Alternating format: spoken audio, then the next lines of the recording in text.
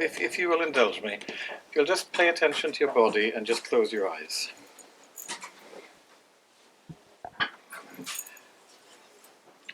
Breathe in. Breathe out. Breathe in. Breathe out. Breathe in. Breathe out. Right at the center of your being is a blue luminous bowl. Standing upright in the bowl is a white gold feather. Breathe in. Breathe out. Breathe in. Breathe out. Open your eyes. Close your eyes. Breathe in. Breathe out. Breathe in. Breathe out. Breathe in. Breathe out. The bowl and the feather radiate blue and white gold light through all of your body. Breathe in. Breathe out. Breathe in. Breathe out. Open your eyes. Close your eyes. Breathe in. Breathe out. Breathe in. Breathe out. Breathe in. Breathe out. The blue and white gold light radiate from your body and fill the whole universe. Breathe in. Breathe out. Breathe in. Breathe out. Open your eyes. The image that you have just been visualizing or experiencing is the image of the neb bowl and the feather of Maat. The traditions of the Qabalah that I've written about and that I've practiced for about 30 years now have their root in this very ancient tradition in ancient Egypt. And the principal root of that tradition, in a way, is of becoming the vessel of something the Egyptians called Maat. And Maat is the dynamic balance that enables the world to be. Egyptian civilization was very dependent upon the inundation of the Nile. If the Nile overflooded, the crops rotted. If the Nile didn't flood enough, the Nile Valley was not fertile. And this metaphor, really, of dynamic balance, it has travelled with the tradition for many centuries, and is right at the heart of the traditions of the Kabbalah. One of the foundation documents of the Kabbalah is a book called the Sefer Tenutia, and it talks about a time. It's a book of the Zohar. It talks of a time where a time of chaos, a time where the kings of Edom, the kings of unbalanced force, are, if you like, in control of how things are. And it says that this is a time when the balance is not weighed, the balance is not in balance, and a time when face does not behold face. Now, it's interesting when we look around the world at the moment, and we look at where is balance, and where does face behold face, or where do faces turn away from each other. You know, it's very, very easy to see large portions of the world where faces are turned away, where balance does not exist. And where balance does not exist, there is no dynamic stability and no ground underneath people. So so very easily it becomes a place of demonization, a place where we, instead of gathering together, find the stranger, find the one that is other, and expel them, kill them, destroy them. I've spent a lot of my working life both in Israel and in South Africa, in territories really where literally that attitude kills people. And in this very brief talk really about the Qabalah and working with the Qliphoth, I want to completely get away from some rather romantic ideas about working with the Qliphoth, of banishing demons. Because this work, in a sense, is a work of inclusion. It is, in a way, the capacity to connect with something that is bigger and deeper than ourselves. And through that connection and through that capacity to mediate that deeper light, that deeper presence, to be able to welcome into the heart that which feels alien.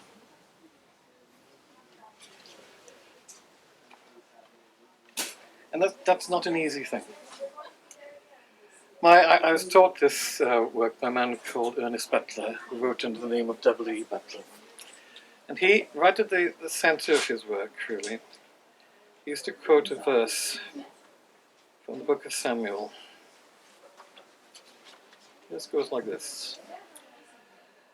Like water spilled on the ground, which cannot be recovered, so we must die. But that is not what God desires. Rather, he devises ways so that a banished person does not remain banished from him. Now, it's an interesting image. The idea of water that has flown away, that seeped down into the ground. You would think this is irretrievably lost. And in a certain sense, what Ernest was saying when he drew our attention to this book, that nothing is irretrievably lost. No person, no condition, no being, whoever and whatever they are, is outside the possibility of returning into the great bundle of life. And in a way, the Qabalah, from Ernest's understanding, my understanding also, is a way of practicing that art of unification. Now, the ancient Egyptians had three excellent kind of images, really, that underlie the traditions of the Qabalah, and which was mentioned in the introduction. And in a sense, they represent three important kind of steps of asserting balance, asserting the capacity to mediate. First one that they call, it comes from a text called the Eloquent Peasant. And the Eloquent Peasant represents a sort of a human being who is very connected to the earth, and connected to this idea of truth and Maat. And in the dialogue of the Eloquent Peasant, he is wronged, and he pursues his complaints about wrongness right up to the court of Pharaoh, being beaten very often for it. So that the image of the peasant is of that capacity to connect to body, connect to ground and what is actually true, actually demonstrably physically connected, that you can physically kind of connect to, and to make your stand on that truth. Capacity, the Qabalah begins in a way, working with the tree of life begins with this capacity, the capacity to just be, first of all, be present. As we entered into our bodies, as you did the breathing exercise, as you sort of noticed where you are, just here, just now, there we begin the path of the Eloquent Peasant. It leads on to another image, a very, very ancient image that begins in ancient Egypt but echoes down through the Bible right to the present day, the image of the Good Shepherd. And in ancient Egypt we have the image of Pharaoh as the shepherd of Ra, looking after gathering the lambs of Ra and rescuing them when the lambs and the sheep go astray. And in a certain sense, right at the heart of that image is this image of Pharaoh as the person, or the priest king as the person who is responsible for the health of all. So in encountering lostness, we'll go out into the darkness to find that which is lost. Now we can't do that. I, Ian, cannot do that. If I do that, an act of megalomania. I can save you, brothers and sisters. Hallelujah. Right? I'm not here to save anyone in that ludicrous way. But it is that quality of heart that responds to lostness, that responds to pain. Even if the form in which that pain presents itself is abhorrent. Many years ago, I was a probation officer. And I did a lot of work with people who had abused people sexually, pedophiles. And I had to work out a way to how to stay in the room with some of these guys and not hate them, not want to kill them, not want to forcibly make them recant or promise never to do it again. And one of the things I came to ultimately, and that has continued to help me in my life, was my recollection that the person sitting in front of me was once a baby, and that I don't believe in evil babies. I believe in traumatized babies, I believe in angry babies, I believe in babies who can undergo terrible things and therefore have their capacities of heart occluded enormously, but I do not believe in evil babies. And then sometimes when things have been very difficult, when I've had to encounter people, the horrible, actually, I think the always worst about working with some of these people was as a man, was the assumption or the invitation to collude. It used to be a thing that would really fire me up and kind of, well, I want to kill them. And in those moments, if I can remember, okay, this was once a baby, would you want to strangle the baby? Of course I wouldn't want to.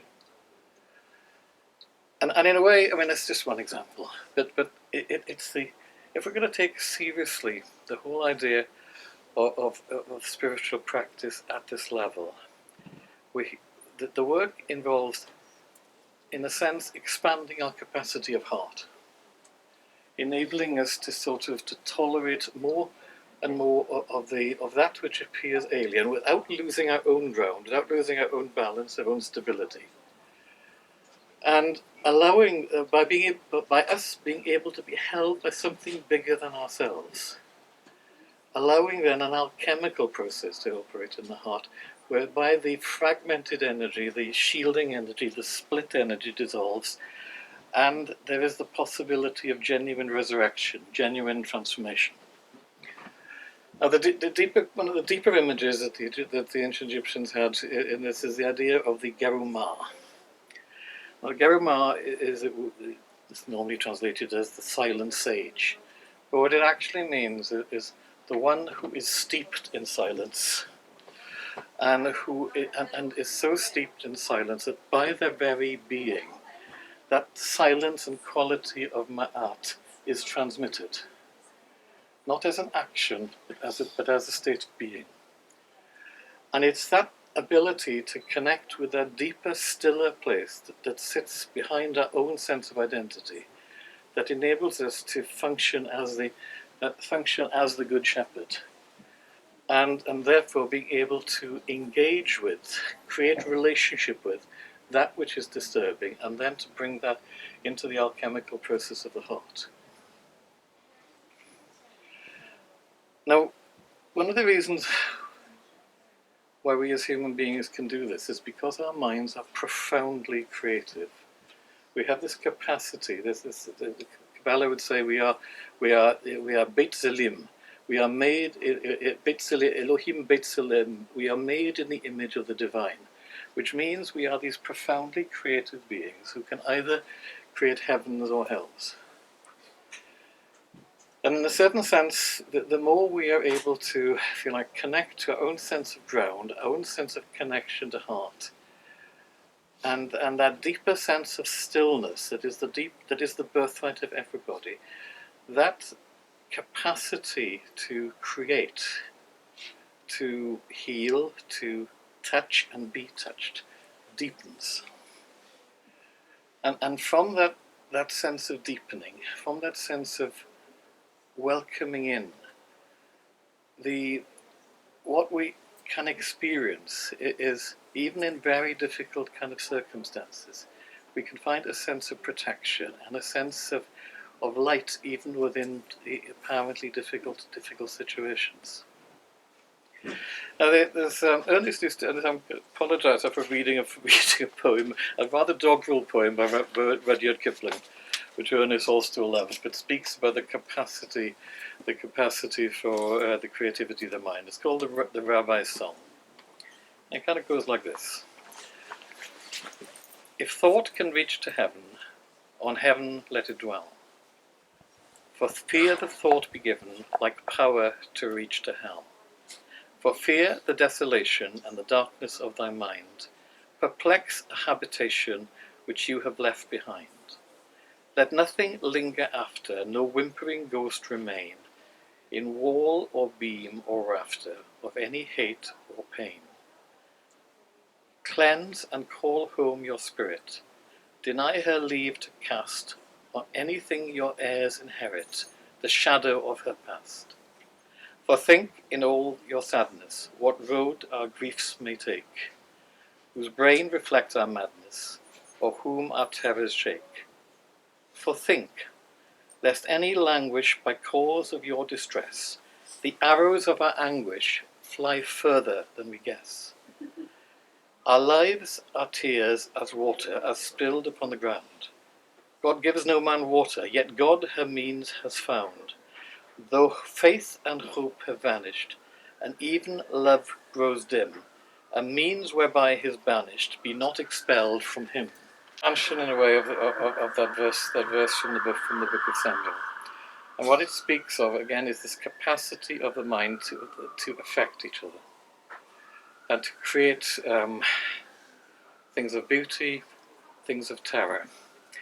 I remember once, a long time ago, listening to a man called Radovan Karadzic and his friends up a mountain in Bosnia. And this is at a time just after the fall of the Soviet Union, when he was the poet psychiatrist who was one of the new hopes of Eastern Europe. And he and his friends were up a mountain singing songs, old Serbian songs, about how the white eagle of Serbia will rise again to drive out the Turk. And I had no idea what I was listening to, and it just a rather a quaint thing, people singing old folk songs. But I was chilled, and I didn't know there was something terrible behind those songs. And of course later, they did indeed try to drive out the Turk. And it's a strange thing, images are strange things. Because that particular direction went in that place of expelling, drive out the Turk. There's another way in which the white eagle is an image of the Apostle John, who is one of the great teachers of transformation and the bringing of light into the world. And there is an old Serbian tradition of Christoslavism, of the Slavs being a people of light.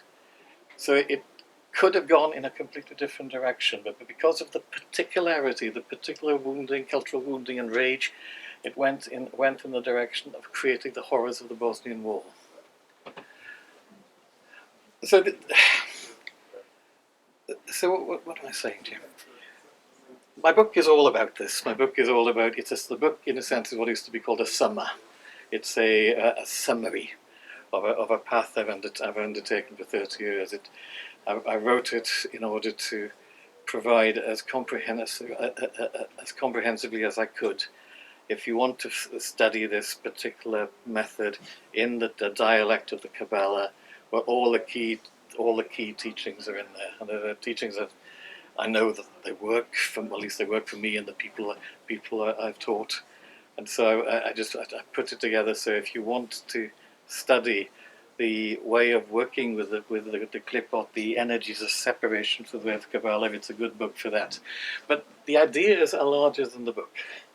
The idea of remaining grounded, the idea of being present in the heart, the idea of connecting to something that is bigger, and connecting above all to that deep sense of stillness, and being steeped in that, so that our groundedness becomes unshakable, and so that our hearts become radiant. Now, when we did the little meditation at the beginning, that sense of as you breathe, you come into the body. As you contemplate the bowl and the feather, and contemplate the radiance that comes from being the vessel of Maat, you could do it in the symbolism. You could do it in the image of the Grail cup. You can use the image of in the Kabbalah. You could use the image of the divine name.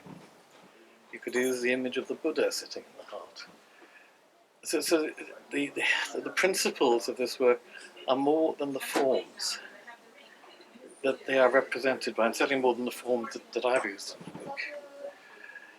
I genuinely believe that we're at this time in the world where there are so many invitations to demonize, so many invitations to split, in so many complicated ways.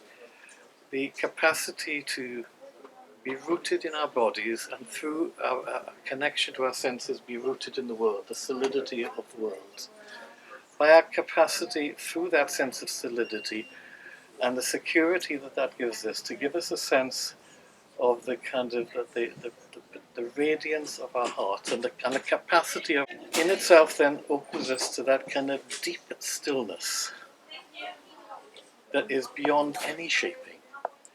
And that being contained within our sense of identity, we then become an alchemical presence. Like the Garuma,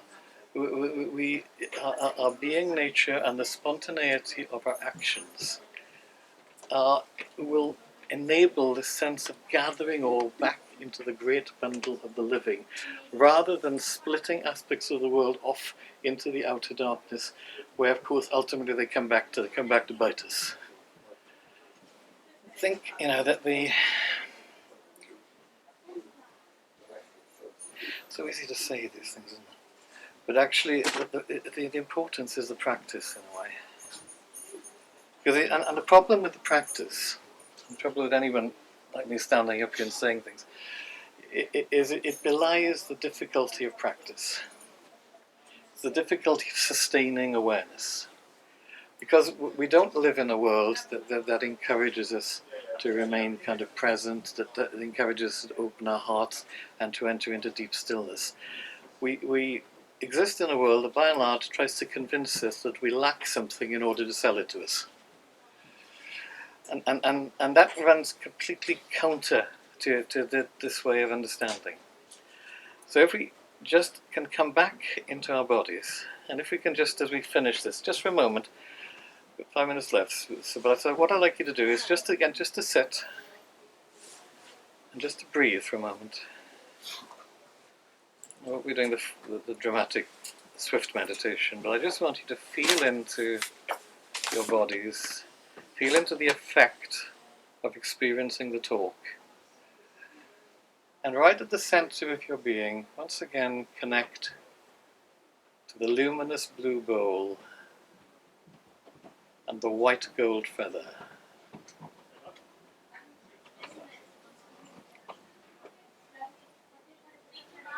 And feel into the possibility of being the eloquent peasant, grounded, deeply connected to truth. Feel into the possibility of being the good shepherd whose heart responds to all pain and suffering. Feel into the possibility of being so steeped in silence that you are the living tree of life that gives shade and protection and that irrigates the world. And just for a moment, let your blessing flow through all your senses into all parts of the world that you touch.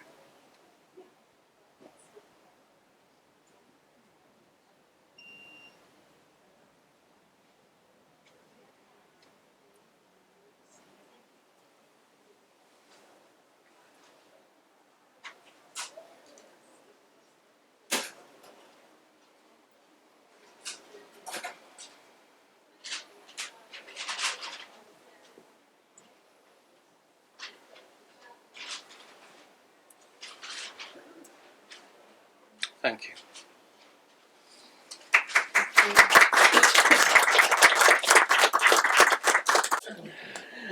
Yes, well, I've worked, well, as you know, I've worked a lot in Yeah. Israel, really.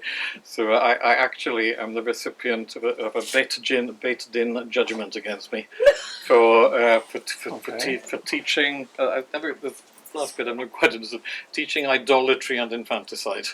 Really? And Wow. because I have one of the courses I was teaching there, a gentleman from the ultra-Orthodox community joined my course, and his wife consulted his rabbi, and they were very concerned about Ian Rees because he is known to teach idolatry and infanticide. But I don't know. How bizarre. It's bizarre, but in a way, the more serious point is that you're making, of course, Caitlin, is that place where Qabalah does get kind of pigeonholed, Yeah. and I need to be clear in a certain sense, really, that of course I'm not teaching the Qabalah that comes out that I just have a lot of connection with Judaic tradition, but what I'm teaching is the Hermetic Qabalah that arises out of the Renaissance, and that does specifically reach back into ancient Egypt. I have in my time had a lot of very good encounters with rabbis, I hasten to add, and have learned and never learned a lot from them. Specifically, a wonderful woman called Colette Muscat, who is one of the, now dead, who was one of the great hidden Kabbalists of Jerusalem, really, and who taught me that very swift method of meditation that we began with.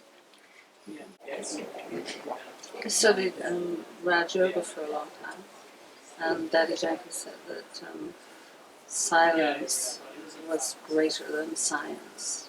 Yeah, that's a lovely expression.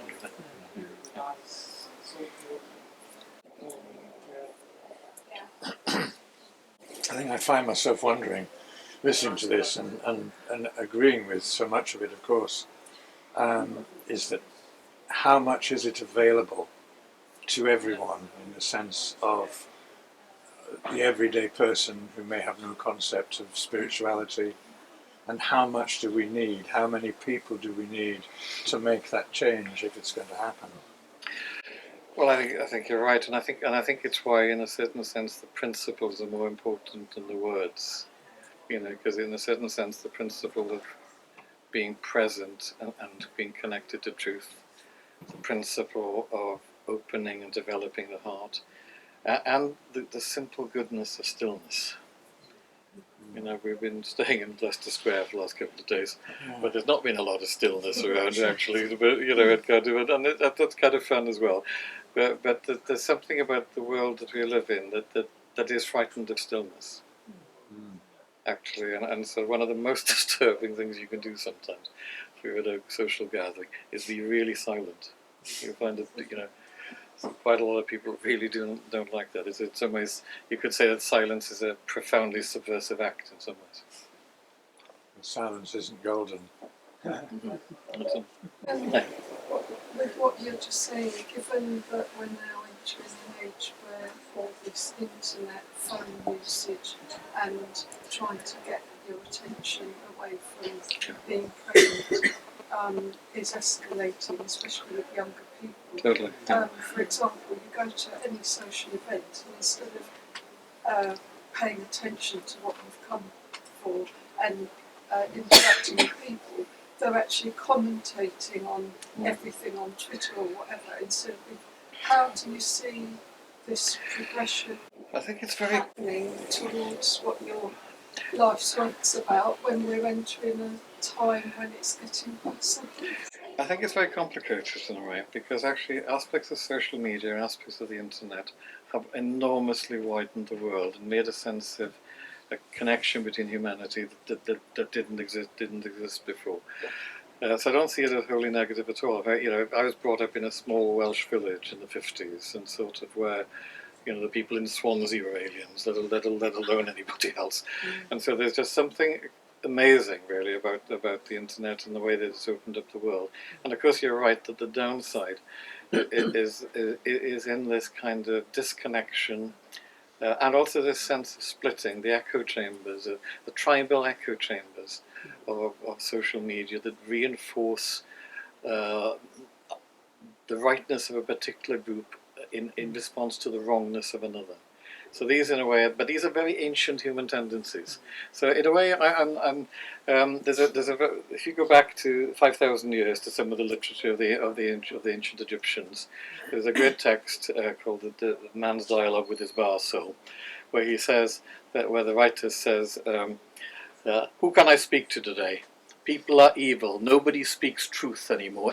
Everybody lies and speaks against his brother and sister." And in a way, you could transfer it immediately to where we are now. And so I think what we're talking about is a very ancient human tendency that has always existed, and now is using the technology of communication we now have. So while in some ways it worries me, it also I am reassured by by the continuity of spiritual tradition in human life. That actually, that we could go probably to most eras of time where people would be worried that things are going to hell and nothing's ever going to kind of grow or flourish again, and human beings get over it. Clearly, we're facing unprecedented, extraordinary issues like the manipulation of the climate. We have no idea what the rise of artificial intelligence is going to do to us. But I suppose ultimately, I have confidence in the depths of the human spirit, and in a sense, if I think of my neurotic personality, that's not a place where I have confidence. But when I come into that deeper, stiller place, that place that I've described as the Gerumah, then there is that sense of release, holding by something bigger, and I think that's the place we need to come to when we confront these enormous, overpowering kind of processes that exist in the world. Right?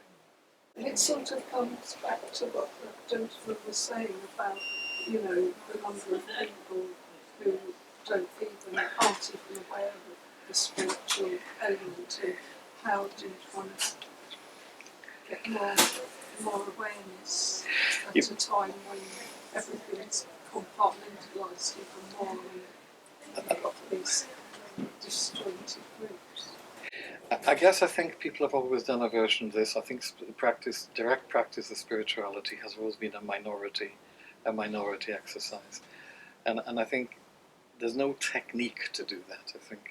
But I think in a sense, I suppose once again the answer is not in me, it's not in you, it's not in our personalities, but it is in that bigger place that we might call the spirit, might call the divine, might call the goddess, the god, whatever we give to it. It's in that place that we can find help, I think, and from that place of the Gerumah, where there is disturbance, but also the sense of all. It's the words of Julian of Norwich: "All will be well, and all manner of things will be well." But not in a naive way. When Julian of Norwich comes to that phrase, having gone through a life and death, a resurrection, and an ability to be with human pain and the restrictions of life. But it's in that, I think, that the answer lies, not in thought and not in planning, not in a method of let's find a way to spread these teachings. Actually, there's something deeper organising this, and in that we trust. So the one that no one ever captures in Julian, which is, "I will make well all that is unwell," which is really like the sort of, that's the bumper sticker of your book. Yeah, totally, absolutely is. Yeah. No, she's a great one of our hidden saints. I think Julian of Norwich, because those two phrases: "All will be well, and all manner of things will be well. I will make well all that is unwell." These are the two wings of the work, in a sense. And she also said hell is empty, which is interesting. She did. And she saw Christ as a mother. Yes. And in God I saw no wrath, for if God were wrath with us, we would be non-existent. Yeah. I've got a kind of stupid question. Go on. That's all right. Yeah. When you talk about the stillness Yes. and getting to that place, is that mainly, do you arrive at that place mainly through meditation? Or do you have other ways in which you... So I'm just thinking about the situation that you mentioned when you were in the room with those dreadful men. How did you manage to access that without... So what's your skill? What's your technique? Well, the method. How do you get there? The first thing I think is to be aware. So just very simply to be aware I always begin by just being aware of what's my body doing. Okay, so I'm sitting there, like you're sitting down there. I notice what my body is doing. That's the beginning place. And if if I can notice, if I notice what my body is doing, it starts to slow down the rapidity of my mind. The problem with the mind is its speed, its momentum. And for example, in that particular situation, my mind will be thinking, "I want to kill you," or "I shouldn't be thinking this. I want to kill. I should do." So it goes into a sort of like that. Whereas the body is just aware of tension, aware of anger, and interestingly, our mind can only hold one thought at a time. Our bodies can hold contradictory experiences. So I can be aware of feeling sad for the person and wanting to kill them in different parts of my body.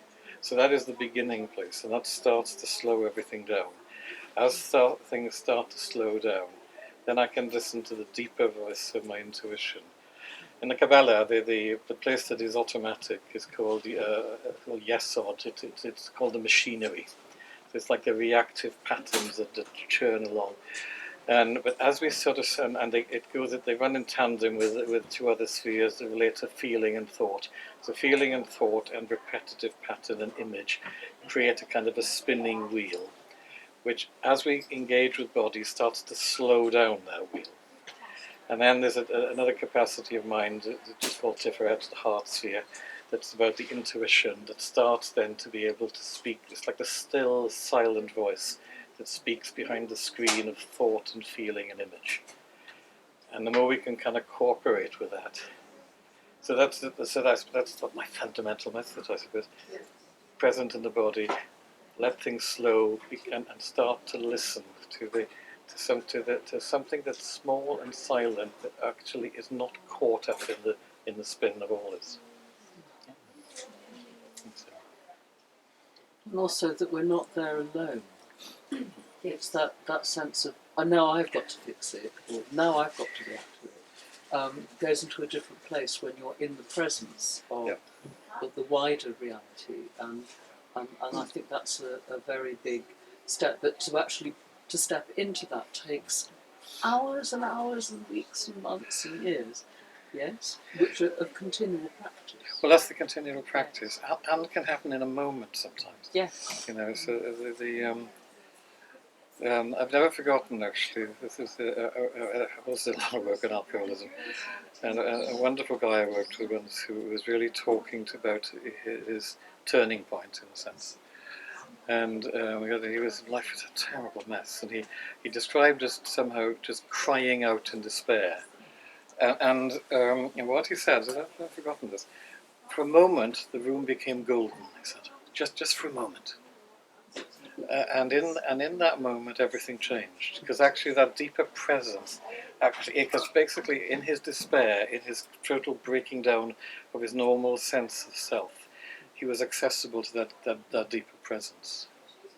And I know in my own life, there was a period of my life where I was very unwell, and I remember being very depressed, and I felt like everything was falling apart, and it was like almost, I could remember the seduction of psychosis. I really remember this because I so wanted to go mad, because I just wouldn't have to be responsible anymore, and I could just let go into the, and something held me, something touched me on the edge of the abyss, which is the kind of deeper presence, I think, and I still had to do all the work of turning round and turning and recreating myself again, but in that moment I wasn't alone. And I think the problem really, when we're lost in that spin of thought and feeling and memory image, we of course are most isolated, because it's that screens out other connections. Could it also be, as we have experiences like that, that affirm the oneness at our heart, that's what then gives us the strength and knowledge. Therefore, it's possible to touch every other being. No, I think that's right. Well, those experiences are cumulative, because they come into the realm of the known and start to alter our sense of identity, so that we are less isolated, less alone. And that in a way is something. Even when we're in trouble, you can at the very least remember that actually when I was lost in trouble, actually something helped, something touched me, even though I thought I was completely alone. And so those memory traces actually are quite important. But this is the Good Shepherd thing, isn't it? I mean, whether it's your daimon or your angel or your Agatha daimon or whatever it is, whatever walks with us. And that's what mentors us to learn that. Because we can't shape and form that unless we've been also been in receipt of it. No, absolutely, totally.